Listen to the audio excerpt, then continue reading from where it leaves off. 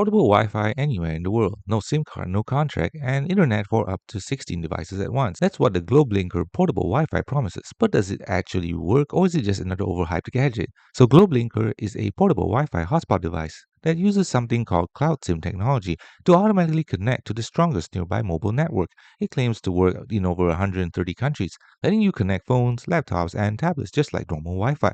There are a few features that attract travelers. It can connect multiple devices at once, making it useful for trips or remote work. Some versions include free starter data or optional pay-as-you-go plans, so you don't need a long-term contract. The battery can last around 15 hours, which is good for travel days. But there are also some drawbacks. Internet speed depends entirely on local mobile network coverage, so performance can vary, and some users report connection issues in rural or low coverage areas. One Reddit user said setup was quick, but sometimes I can no longer connect, and heavy users may find the data runs out quickly. So does Globlinker portable Wi-Fi work?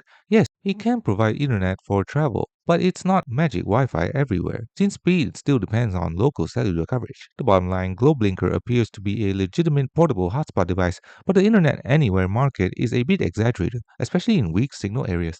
Thanks for watching. Don't forget to like and subscribe for more videos.